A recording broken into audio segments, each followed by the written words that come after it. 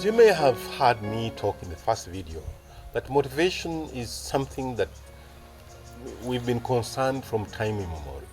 Those of you who are Christians will wonder what drove Judas Iscariot to betray Jesus, what motivated him.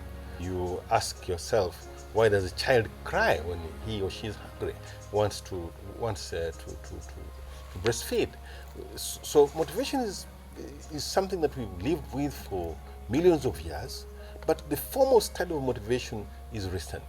And of course, it comes up mainly because of the development of businesses, the need for competition, the need to have higher levels of productivity from the employees, that many people have come up to explain what motivation is.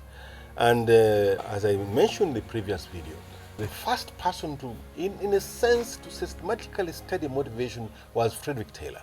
Frederick Taylor was initially, he worked in the steel industry at lower levels and rose to become a director, and subsequently became a consultant in the steel industry in the United States.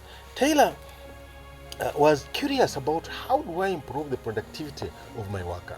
What is it that I need to do to the worker to be able to give me high levels of productivity? And this came at a time when labor shortages were hitting the United States. Of course, we all know that the movement of slaves from Africa to the US, to Europe, brought in free labor. But there was now a limit as to how much you can really use free labor. Of course, that is history, maybe something we don't need to get into, but what is it that makes somebody give you a high level of output? What is it that makes somebody come up every day to work and knowing that he or she will get satisfied by the work that he or she does? So Frederick Taylor came up by saying we should apply science to management. What is science? The scientific methods. And he said, you should study the work that is being done by somebody and study emotions. For instance, if somebody is operating a machine, what are the emotions that person goes through as he operates a machine, and how much time does that person need? So you are able to get what you call standard time for performing a task. And when you get that standard time for performing a task, you are able then to say, if there are different people, how can I reward them? You reward somebody who does it much more quickly but gives you still high quality, and the person who is slow is rewarded according to standard time. So Taylor introduces what is known as time and motion studies to study how people perform their tasks, and he introduces remuneration methods to be able to give people who perform the task much more quickly than others a higher pay. So he introduces what we normally call bonus schemes, the incentive schemes. Now, Taylor also observed that, you see, somebody should not work continuously. At that time, people would work in factories for about 18 hours, 16 hours, 12 hours, non-stop. So Taylor argued that there is need to give people breaks so that they don't get so tired, because as he gets tired, he makes more mistakes.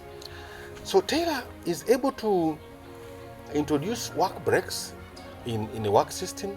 They reduce the working hours, and today, of course, we have this 8-hour day. But at that time, people would work for 16 hours in a day. So Taylor concluded by saying, man is a rational economic man.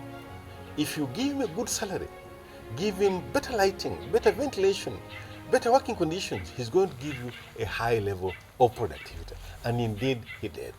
Taylor had wanted to have what he called a mental revolution. In fact, Taylor was summoned by the US Congress to say, what is this that you're talking to? What is that you're saying? Because some people wanted to go on strike as a result of Taylor's implementing Taylor's ideas.